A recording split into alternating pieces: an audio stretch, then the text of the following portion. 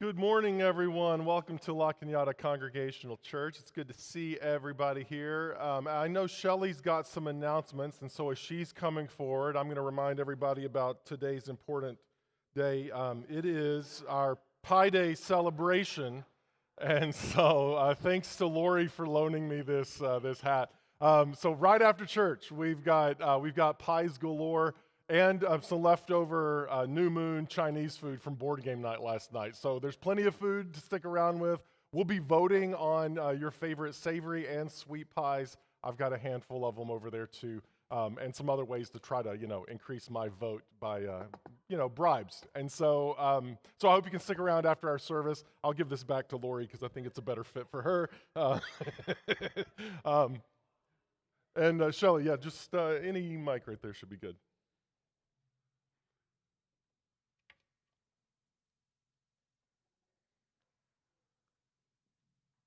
Now? There we go. Oh, good.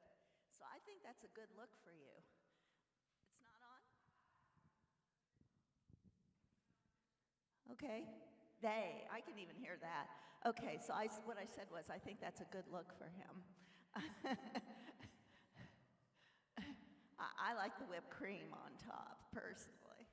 I just wanted to give you a brief update on some of the things that are going on with church council. I mean, obviously there are people in here who know as much as I do, but I thought it'd be nice if we brought everybody up to date just for a minute or so.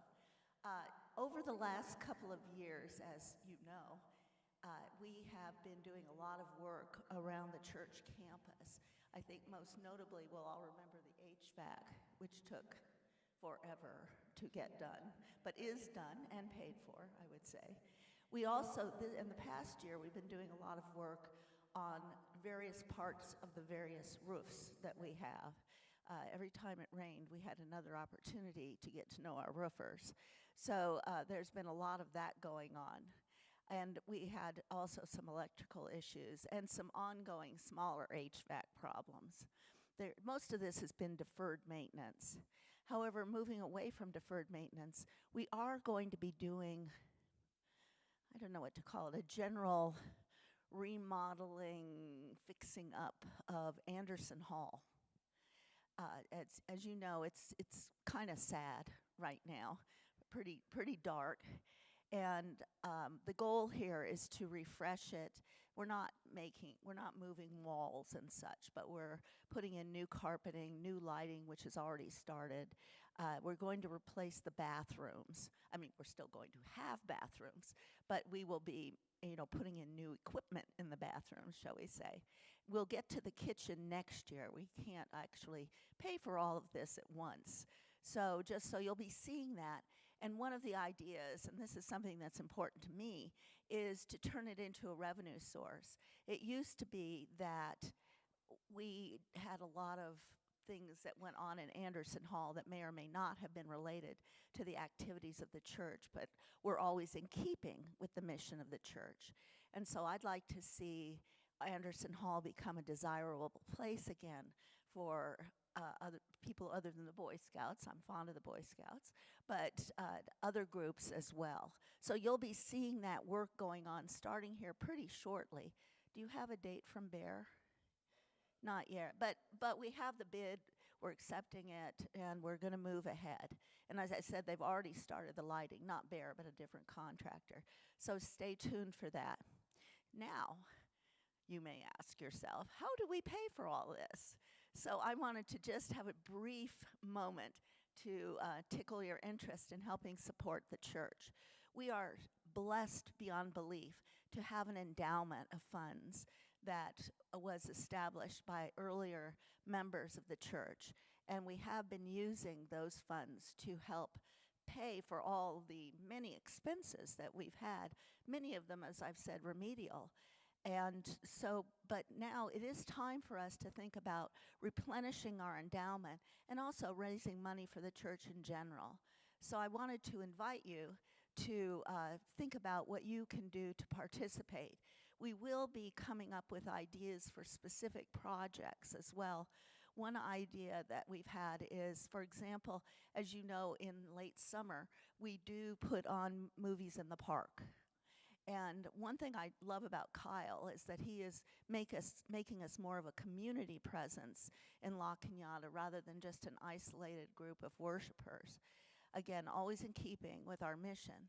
But anyway, we have movies in the park, and it costs us roughly $2,500 to $2,600 per movie to put on this wonderful thing. We draw up to 200 or so people to it, more than 200 people, which definitely creates awareness in the community of what we're doing and helps us spread the good word of what we are doing in this organization. So we are asking if people might consider sponsoring a movie in the park, the whole series if you want, or other things that you see. I'd be open to your ideas. I personally am going to step up and sponsor, I don't know if it'll be the first one or whatever one you want, but I will be sponsoring a movie in the park just to get things going, and because I'm so committed to this church. So let me know what your thoughts are. This is an inclusive process. We do need to, as I always like to talk about, plan giving, updating and including us in your estate planning. I am a trust and estates attorney, if you want to talk about it, gratis. So just let me know, and totally open to any input from anyone. Also, I suppose, on ongoing projects that you sadly have noticed need doing. So thank you very much. Thank you, Shelley. Shelley's been our moderator for the past couple of years and has really done a great job in stepping up and helping to lead us to honor everything that has come before us, as well as stepping into the future with some faith. And so thank you, Shelley, and the rest of the council for the work. I do want to let you know that after our service, while we're having pie, we're going to have a table in the back where we're making some Easter cards for the detainees in California City and Adelanto. And so Madeline will be there to kind of spearhead all that, but there'll be a table in the back for that. And then there's a very important congregational meeting, a special congregational meeting that we have scheduled for April 12th. That's the Sunday after Easter, where we are going to be voting on renaming the church, changing the name of the church. The council is making has voted and is making a recommendation that we change the name of the church to Lighted Window Congregational Church, sort of reaching, again, back to some of our presence that we are known for in this community as Lighted Window. So council made that decision last week at their meeting. That'll be something we'll announce over the next few weeks. So make plans to stick around after the service on April 12th, and we'll have a real quick vote on that.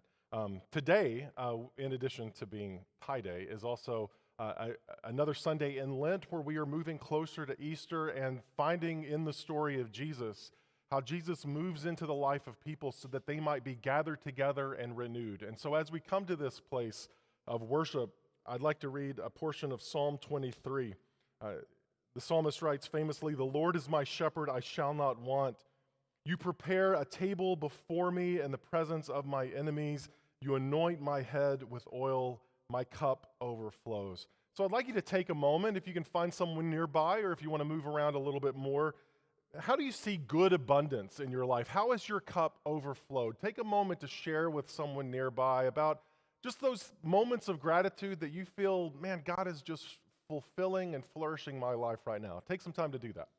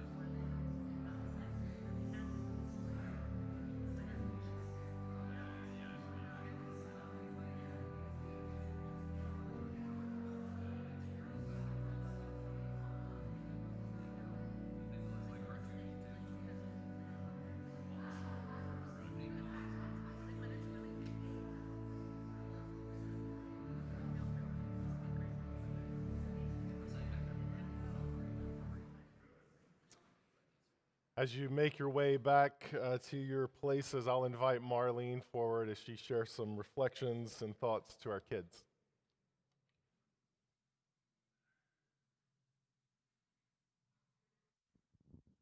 Good morning.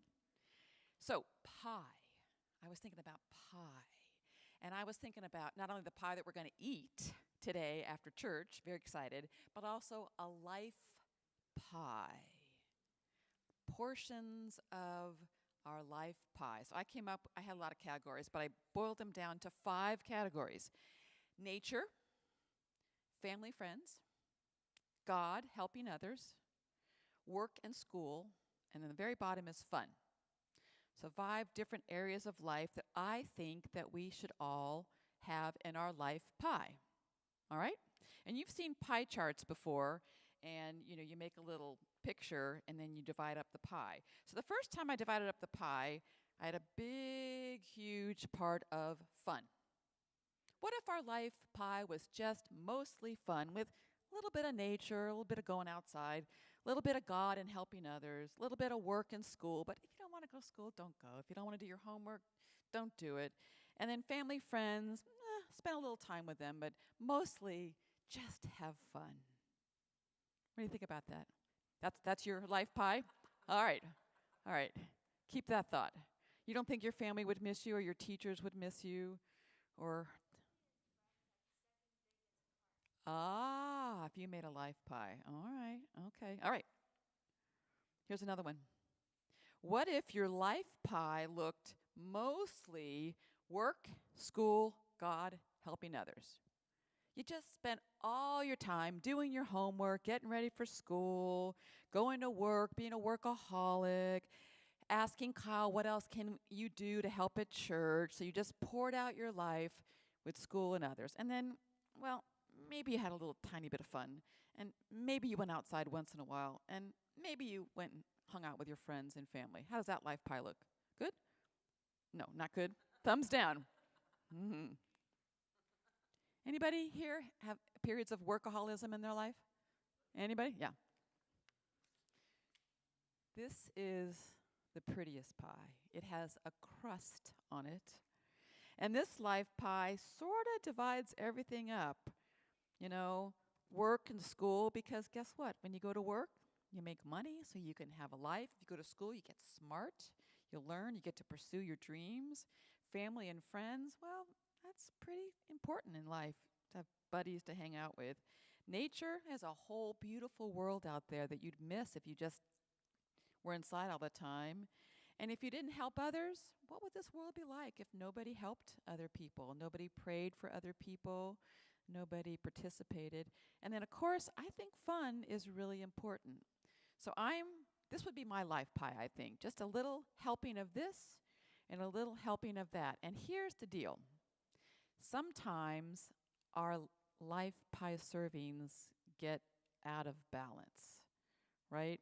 Like we just need to put the pencil or the computer down and go outside and go for a walk. Or we need to pick up the phone or go hang out with mom or dad or your siblings or a friend. It's okay if your life pie is out of balance sometimes, because you can bring it back into balance by taking a little slice of the other categories. Did I miss a category that you would have put on here? And did it kind of get all the categories? I was just thinking that. I was just thinking pets. All right. Family, friends, furry pets. Furry pets. Furry family. Well, thanks. I'll send this with you in case you want to think about it or talk about it. But good luck with your life pie, and I'll see you for delicious pie after church. We got a theme today, so I'll invite you to stand as we sing Break Thou the Bread of Life, as we consume all that God has given us so that we might be filled and full so that we can share that life with others. You'll see this hymn in hymn number 254. It's 2 verses. If you'd like to sing with us, I invite you to stand and sing hymn 254, Break Thou the Bread of Life.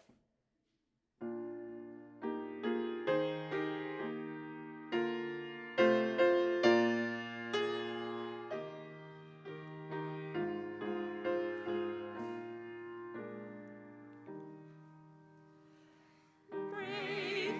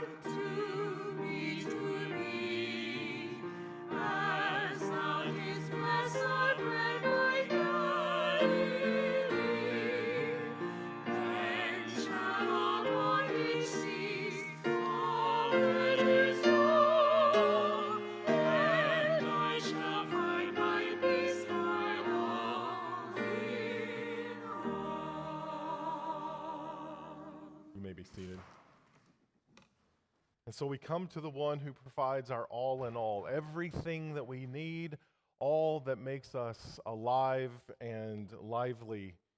And so we come to God in prayer so that we might find those moments of hope within a life that sometimes finds despair, that we might cultivate those moments of gratitude and joy so that we would see that blossom and bloom. And so in the flourishing life that God longs to give us, prayer is an important part because it helps us to connect to that source of creation in God our Creator. And so I invite you to take a posture of prayer that might mean folding your hands or closing your eyes or bowing your head, opening your arms and hands up to the heavens as we invite God's presence here. But I want us to sense how God's presence draws near to us in this time.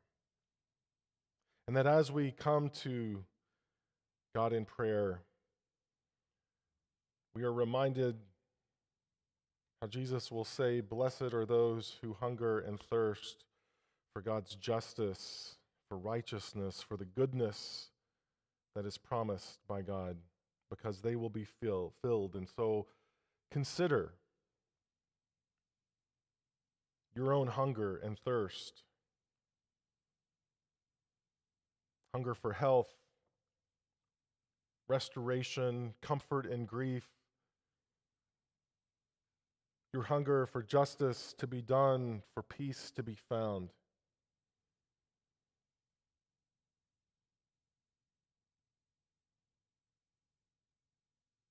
And so often, as we look forward to how our hunger might be filled, we look backwards to all the ways that God has proven God's self faithful. So, what moments can you see in your life that causes you to be grateful for God's fulfilling presence?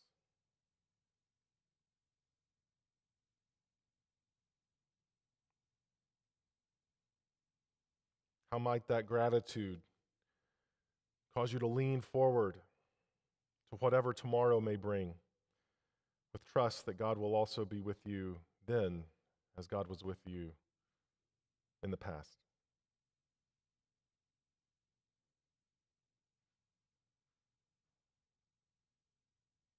God, we know that you are good, that your joy is a gift to us, that your life expands into an eternal depth of hope and love, peace and goodness. And so, Lord, we celebrate all the ways that you come to meet us where we are in our mortality and in our hunger, to provide us with all that gives us life. May we see how you have blessed us. And in that blessing, may we seek to bless one another in the name of Christ. Amen. I invite you to pray with me our common prayer, these new language that we may not be familiar with, but it awakens our imagination to all the ways that God provides for us. And so you'll find this printed in your worship guide. Let's pray this common prayer together. Loving God and source of life, in whom is heaven, may your name be known by all creation. May your justice be followed by the peoples of the world. May your will be done by all humanity. May your presence sustain our hope, and may it come to earth. With the bread that we need for today, feed us. In the hurts that we absorb from one another, forgive us. From trials too great to endure, spare us. From the corrupting power that is evil, free us. For you reign in the glory of the power that is love, now and forever. Amen.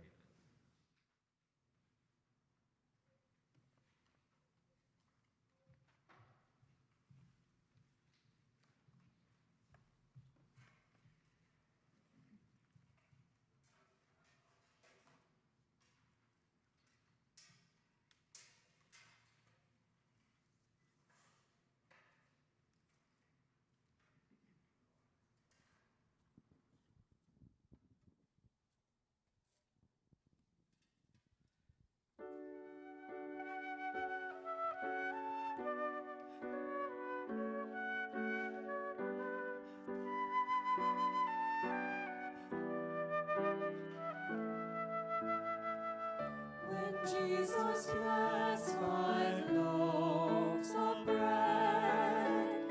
Thousands of guests were lovingly fed. A miracle, a sacred sign, a symbol of God's love divine. Now we are fed the bread of life. Come now and taste the blessing we all share. God's perfect grace, our gift beyond compare. We thank the Son, God's chosen one, for from the throne above, the table waits. Come celebrate His everlasting love, His everlasting love.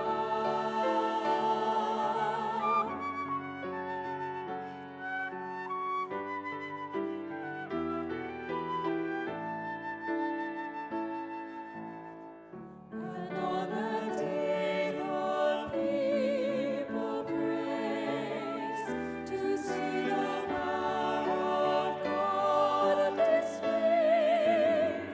Abundant life from finest wheat, a harvest fit for all to eat. Come all who hunger, all who mourn, enjoy the goodness of the Lord. Come take your place, the feast is spread, for Christ Himself is now our bread.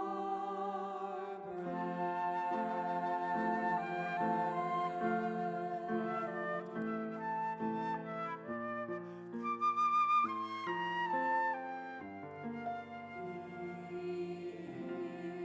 is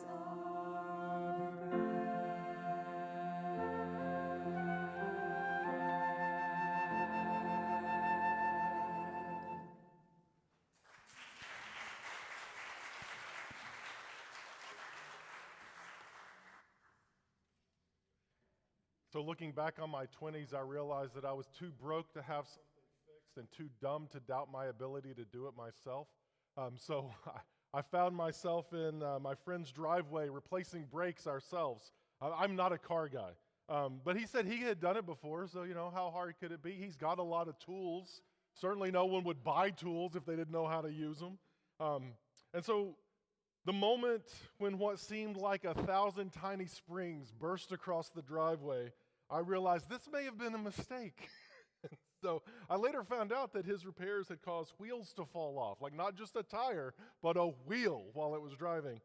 So I just, put all those extra screws and springs in a Ziploc baggie. Those went in the glove box, and when a coupon came in the mail, I went and got my brakes fixed. But, fixing what is broken can be very difficult if we don't have what we need to do the job. In our passage today, Jesus is going to rely on the ancient memory of God's people to show them how their life might be rebuilt together. This is John chapter 6, verse 1 through 14. After this, Jesus went to the other side of the Sea of Galilee, also called the Sea of Tiberias. A large crowd kept following him because they saw the signs that he was doing for the sick. Jesus went up to the mountain and sat down there with his disciples. Now the Passover, the festival of the Jews, was near.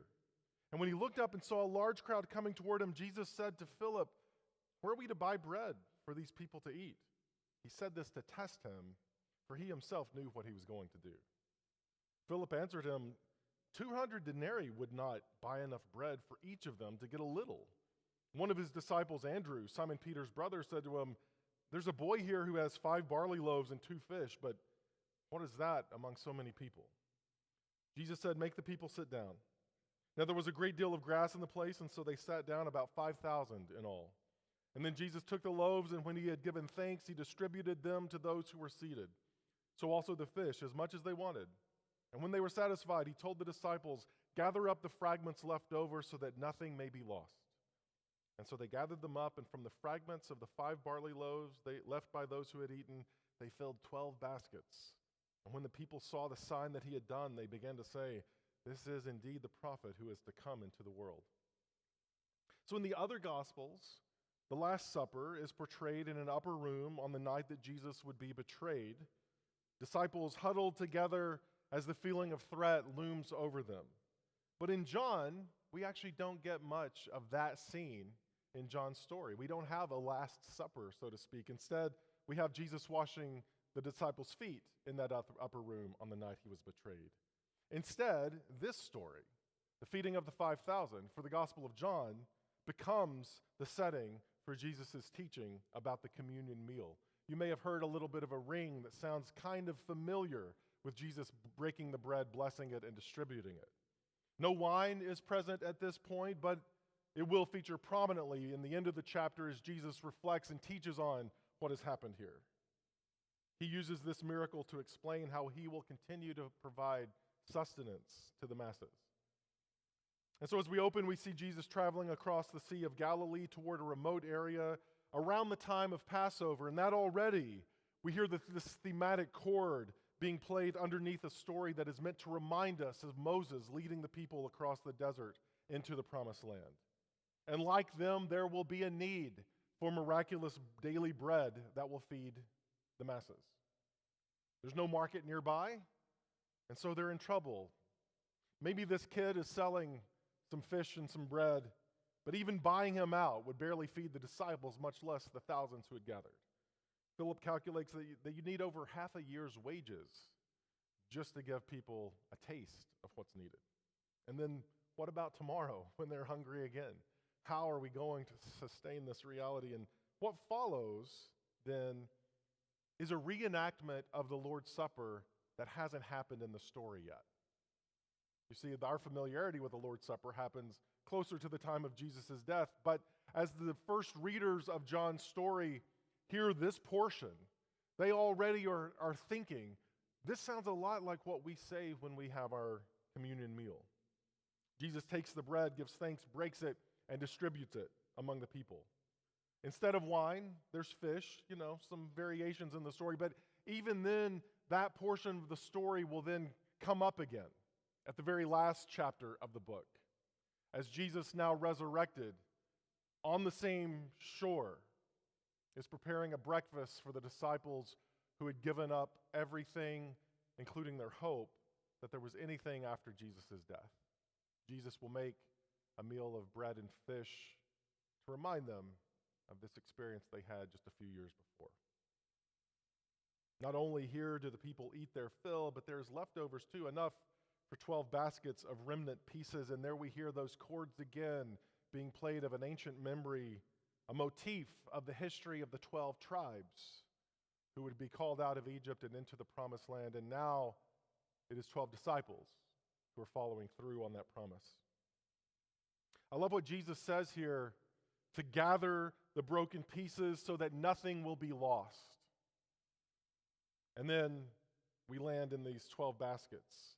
And I believe that is the sign that Jesus is showing here. The miraculous feeding and the fact that everyone got to eat unlimited breadsticks and fish is one aspect of this miracle, but the real miracle that begins to make people notice what has happened is that Jesus has called his disciples to gather up all of the broken pieces and bring them together so that no one is lost, no piece is left behind.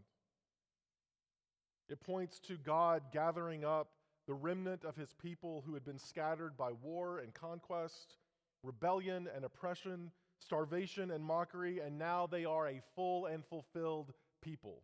It's not just the individual who got to say, wow, that was a great lunch. But it was the entire crowd that now comes together and realizes that God is meeting their needs as a people who are chasing Jesus down because they are sick and desperate for some life to happen. You can imagine why they'd want to make Jesus their king right then and there. And in fact, after they say, this is the prophet who is coming into the world, they say, hey, you know what would be better than a prophet is if we make this guy our king. And so the next day they come looking for Jesus. And Jesus realizes that they, like us, often want the sign, but not the thing the sign is pointing toward. And so Jesus tells them, I am the bread of life. Just like God sent manna in the desert in a miraculous way that provided life for the people, that's me now. Okay, so I'm going to pause real quick because it's going to get really weird. If you keep reading after Jesus walks on the water, we'll get to that part next week. But then Jesus, as he's teaching, is going to take this metaphor of him being the bread of life as far as it will go, to the point where most of the crowd refuses to follow him after this point. They're like, you know what? Maybe you're not the king we want. And that seems to be Jesus' intent in using this sort of language that he will use to challenge the people in their revulsion. He will say, you've got to chew on my flesh and drink my blood if you want to really follow me. And as I hear that kind of stark, shocking language meant to sort of jolt the people awake to what Jesus is hoping they will see, it reminds me of Mamie Till Mobley's courage to show her son Emmett in an open casket, to allow photographers there, bearing the wounds that were given to him by racist men. Or the photos that we see from the Warsaw Uprising, those who would document the horrors of the Nazi invasion, those who would document later the horrors of the Holocaust, to remind people of how barbaric we can be so that it never happens again. It reminds me of the parents of Sandy Hook Elementary or the students of Parkland who will give accounts of what gun violence does to a body. Each of them tells us about the ugliness of death so that future lives might be spared. And so Jesus says, the true bread is my flesh, so chew and chomp and swallow. The true wine is my blood, so chug until the cup is empty. The nourishment that we desire, the banquet to end all banquets. And the people in Jesus' day imagined that the start of a new timeline, of a new golden age, of a new goodness of God's presence would indeed start with a banquet. So Jesus says that the nourishment we all long for starts right now, and it begins with me. Tie.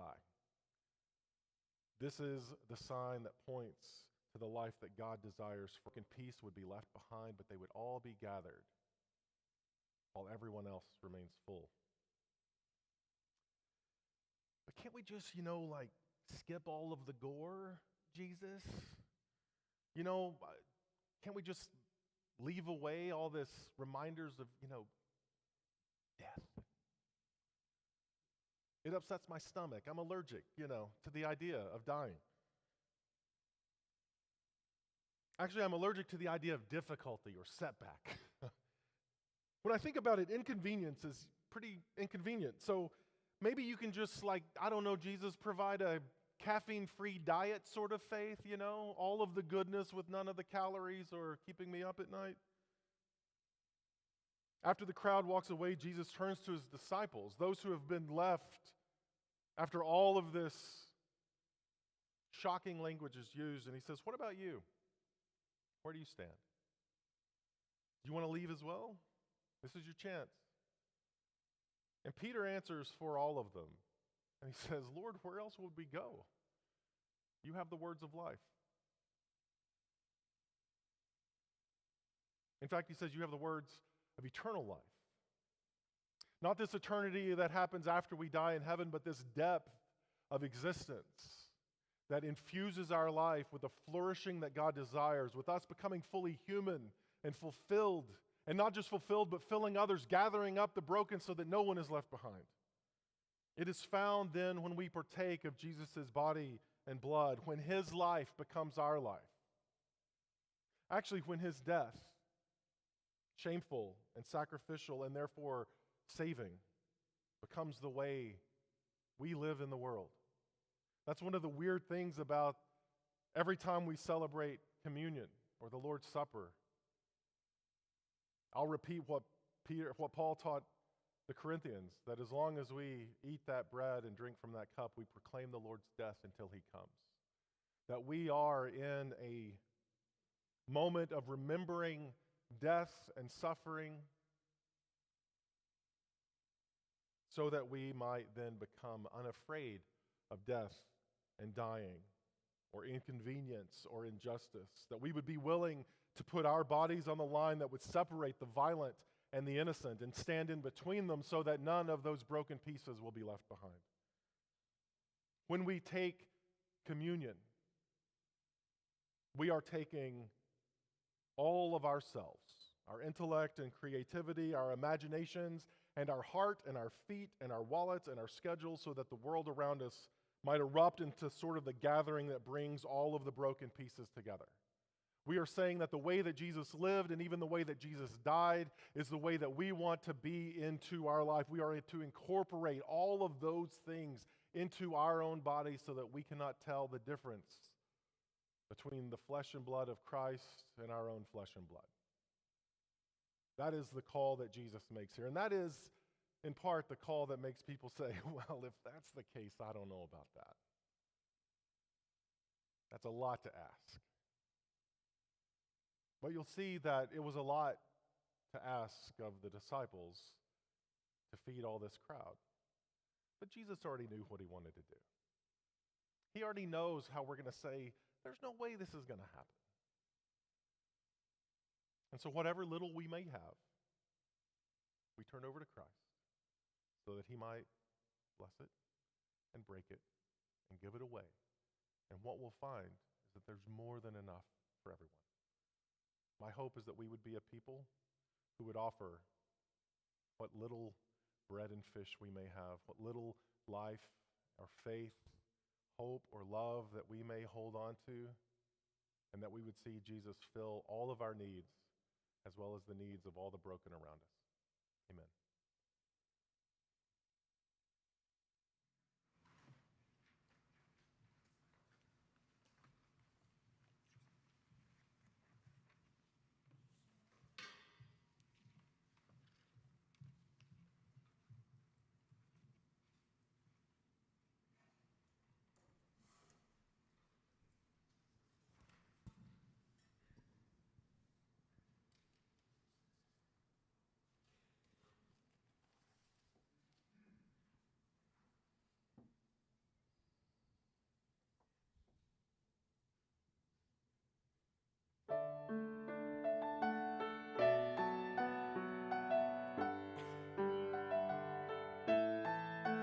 Bread of heaven, feed me till I want no more, with the true and living bread. Heaven, let your souls be fed. Bread of heaven.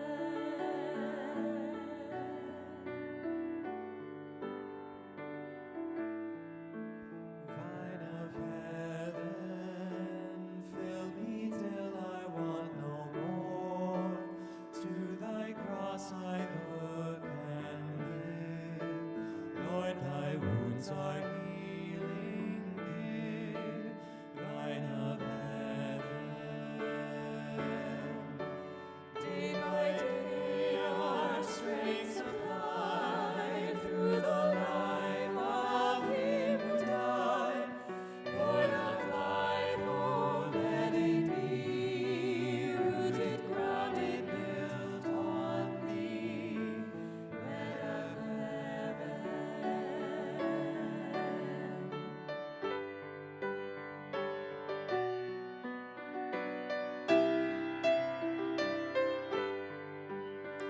Bread of heaven, may we love you more and more as we take this bread and wine. In these moments may we find bread of heaven,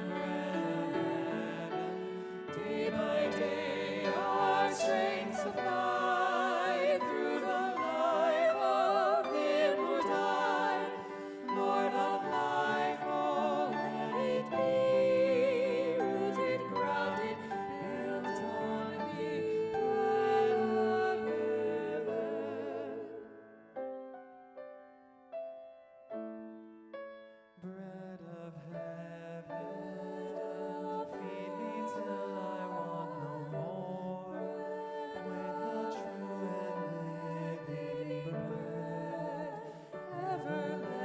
our souls be fed.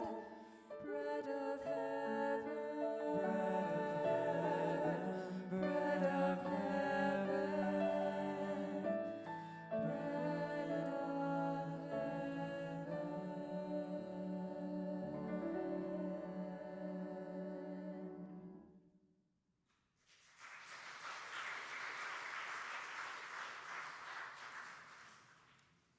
So earlier this year, Christina and I decided we want to start writing hymns together for our congregation to sing, particularly hymns that would be inspired by the sermon topics. And so this hymn you'll find in your worship guide is a hymn that is inspired by the signs that are present in the Gospel of John. And the theme of the book of John, which is from John chapter 10, that Jesus has come to bring us life and to bring us life abundantly. And so I invite you to stand and sing this new to everyone sort of song. You'll find it in your worship guide. This is Bring Us to Life. I invite you to stand and sing.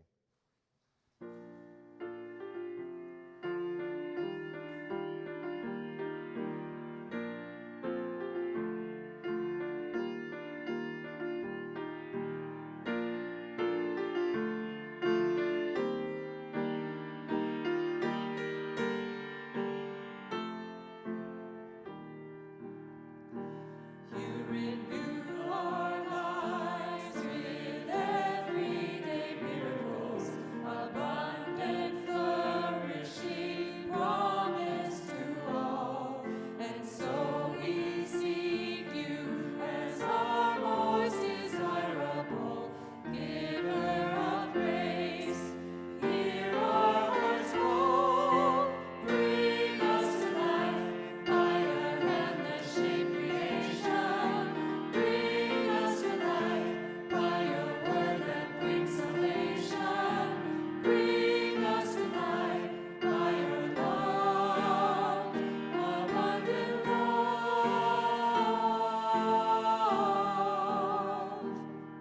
When joy runs dry, you turn water into wine. When we are adrift, you walk across the water. When darkness consumes us, you kiss us to the blind. We know your love. You make us as sons and daughters. Bring us to life by a hand that shaped creation. Bring us to life by your word that brings salvation. Bring us to life by your love, abundant love. When we hunger and thirst, you multiply our daily bread. When we lose our strength, you give us power to stand. When we cry out of the grave, you bring life from the dead. We know your grace. All good things come from your hand. Bring us to life by the hand that shapes creation. Bring us to life by your word that brings salvation. Bring us to life by your love, abundant love. Bring us to life by the hand that shapes creation. Bring us to life by your word that brings salvation. Bring us to life by your love, abundant love, abundant love.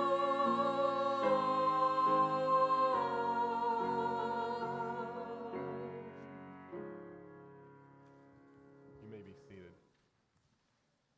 And so my hope is that that song becomes our prayer, that we might ask God to bring us into new life, abundant life, the flourishing life that allows us not only to find the fulfillment of God, but to extend that fulfillment to others, to notice those who are hungry and do the work to fill them, to notice those who are lonely and do the work to be presence with them, that we might be the sign of God's peace given to the world.